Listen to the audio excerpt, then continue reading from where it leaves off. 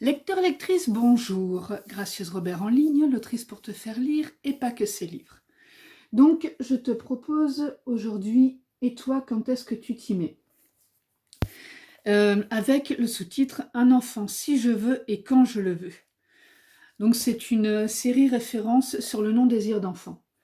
C'est une cause que je défends beaucoup parce que j'estime personnellement, comme les autrices Madeleine Martin et Véro Cazot, que ce n'est pas parce qu'on est une femme que l'on veut systématiquement faire des enfants. Et je sature un petit peu avec cette pression de « Ah bah voilà, t'es une femme, donc tu dois avoir un enfant avant 30 ans, te marier éventuellement ou te mettre en couple. Et attention, l'horloge biologique tourne.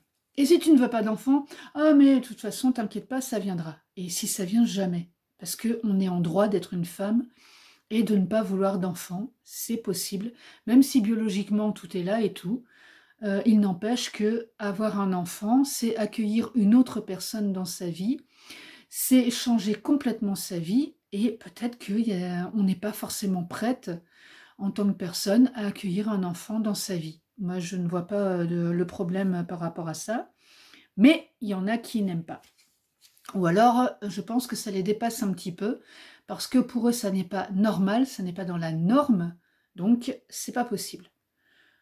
Pour faire une petite parenthèse, moi je suis tout ce qui est de plus normal, entre guillemets, c'est-à-dire que j'ai un enfant et que mon horloge biologique a vachement tourné parce que je l'ai eu sur le tard, que je l'ai voulu et que je l'assume et que je suis très heureuse que cet enfant soit dans ma vie.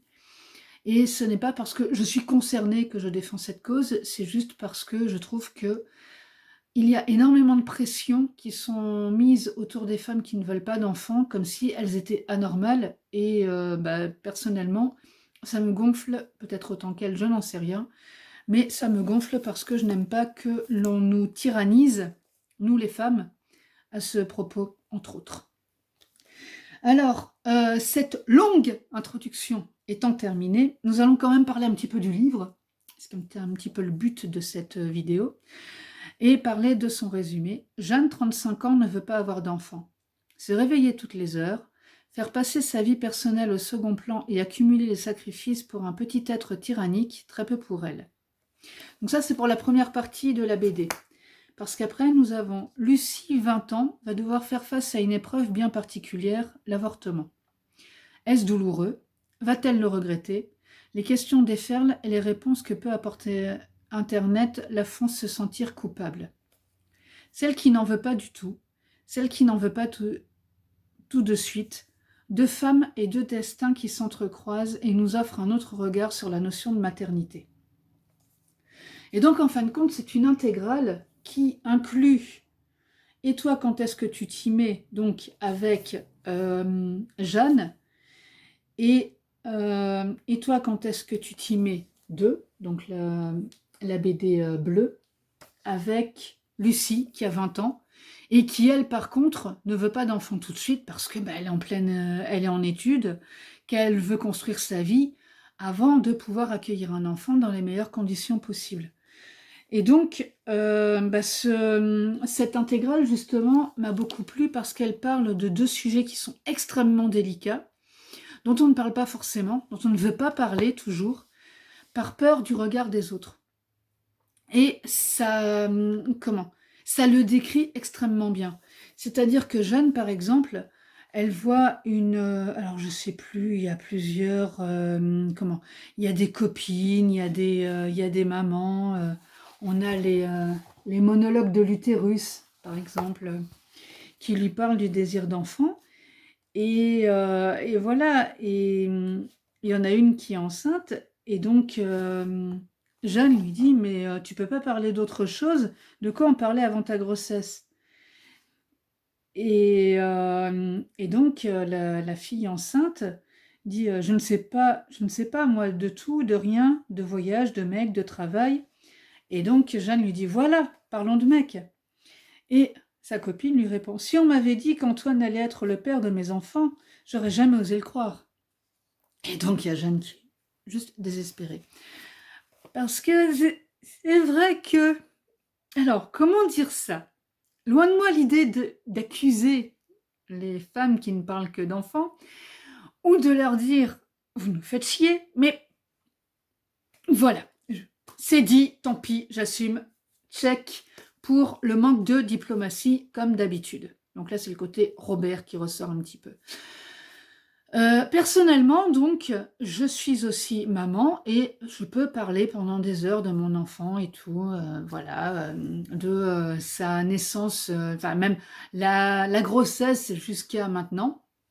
Ok, mais je suis aussi à côté une femme et je peux parler de voyages, de livres, de quoi, de sorties, de films que j'ai vus, de séries ou de plein d'autres choses.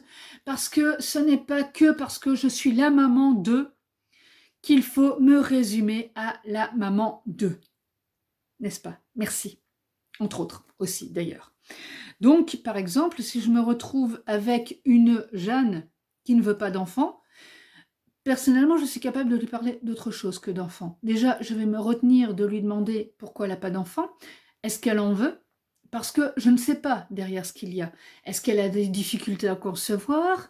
Est-ce que c'est parce qu'elle n'en veut pas? Et si elle n'aborde pas le sujet, je ne l'aborderai pas avec elle non plus. C'est quelque chose qui est extrêmement délicat, je trouve, extrêmement personnel.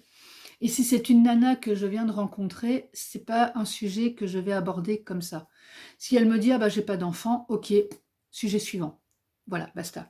Et c'est un peu ça aussi que cette BD aborde, c'est toute cette histoire, bah, par exemple la pression de la famille, le fait que, ah oui, le fait qu'on ait une femme accomplie quand on a eu un enfant. Ah bon? Alors, quand je suis violente, tant pis, on est entre nous, hein, je vais le dire. Ce n'est pas parce qu'on a pondu qu'on est une femme accomplie, n'est-ce pas? Voilà. Tout mammifère peut avoir des petits. À la base, biologiquement, nous sommes des mammifères. Donc, nous avons juste conçu un petit.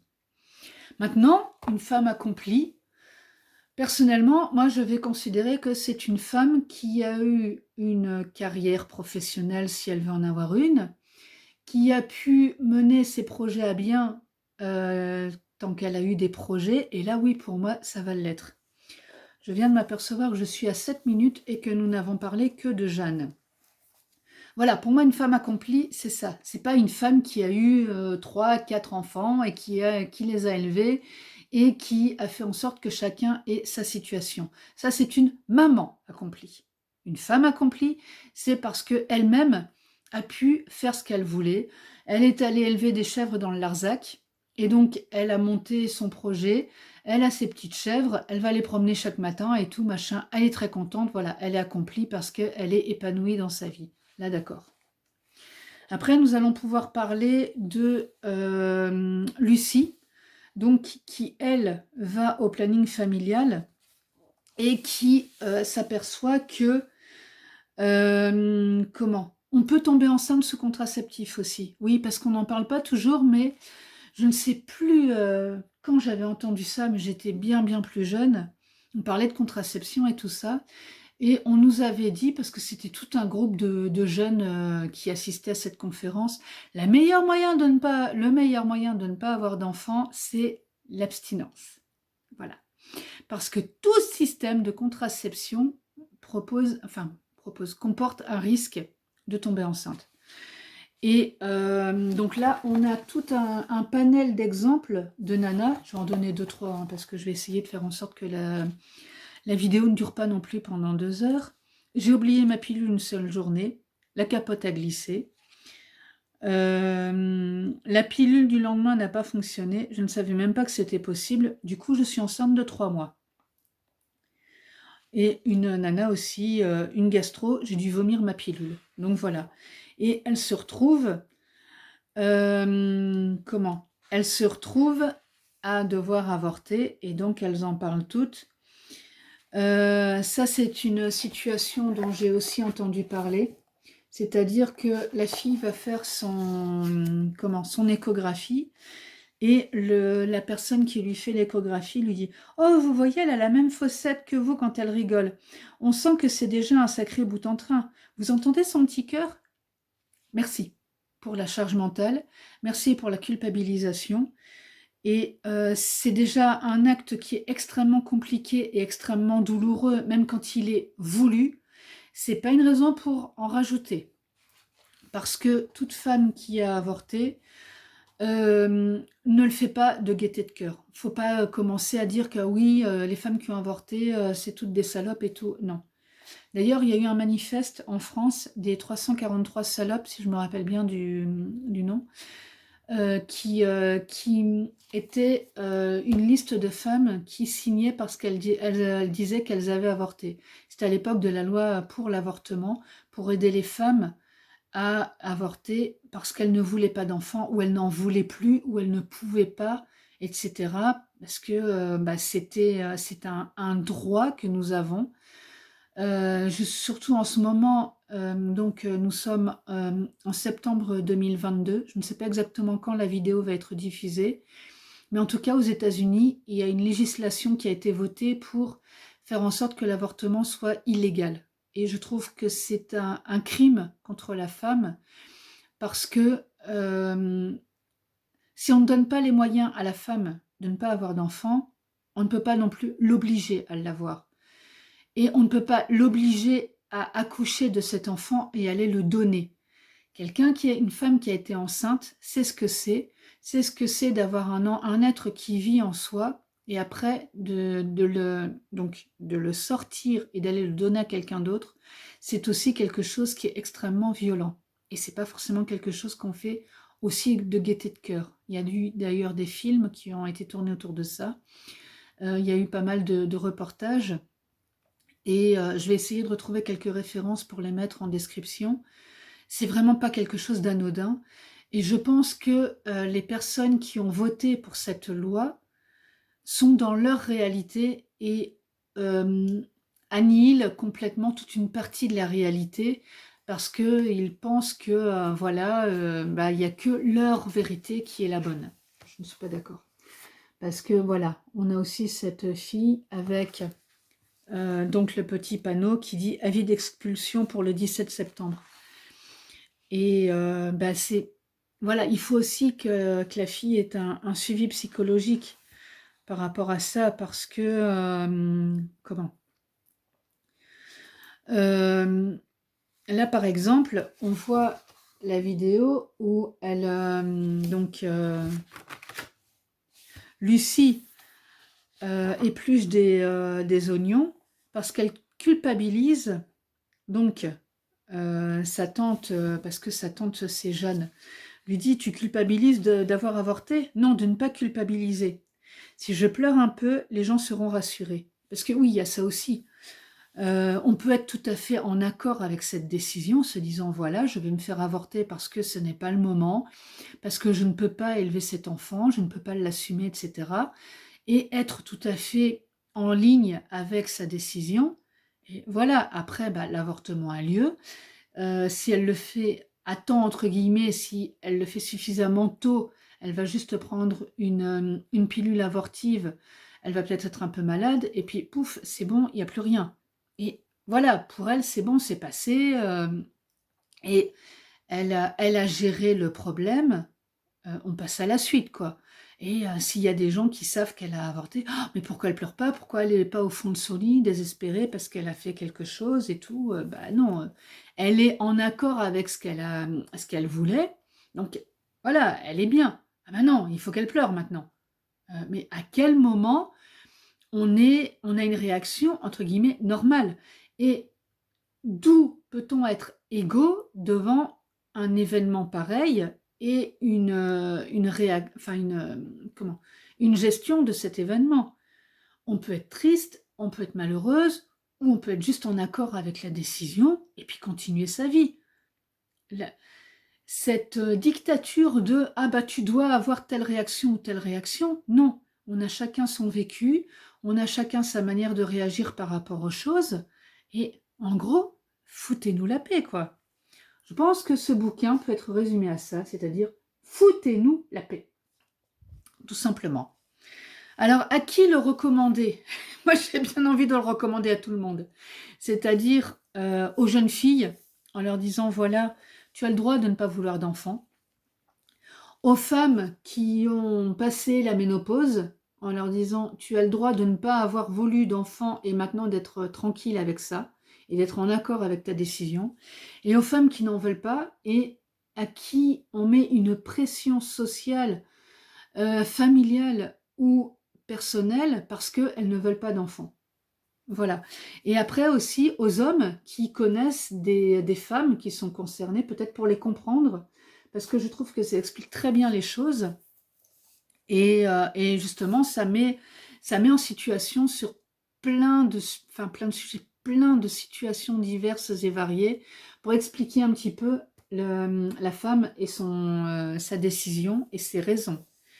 Et ça peut permettre de mieux les comprendre. Voilà, si tu ne me connais pas encore, donc tu peux continuer à regarder cette vidéo pour avoir ma présentation complète. Et moi, je te dis à très vite pour d'autres retours de lecture. Lecteur, lectrice, maintenant que tu as bien écouté la vidéo, je vais me présenter quand même, c'est toujours utile. Gracieuse Robert, donc une autrice hybride, mi-auto-éditée, mi-éditée, qui a donc écrit Ma vie en blog 1 et 2, deux romans feel good, en auto-édition, Les voyages forment la jeunesse, en auto-édition aussi, donc l'histoire d'une femme qui essaie de sauver son couple en partant en voyage, un recueil de gracieuses notices et deux récréatures, Gracieuse tribulation d'une brouette et Gracieuse tribulation d'une fourchette. Je réalise aussi des interviews d'auteurs pour vous permettre de les découvrir sous un autre angle, des horoscopes, comme tu vois, des retours de lecture. Je suis disponible sur YouTube, Instagram et Facebook sur le même nom, Gracieuse Robert, et sur mon site lesgracieusetés.fun. Et aussi, de toute manière, il est accessible par le lien gracieusrobert.com. Donc, si tu as aimé la vidéo, tu peux tu peux mettre un petit pouce bleu, la partager. Elle est aussi accessible aux personnes non-voyantes parce que de toute manière, on peut tout écouter.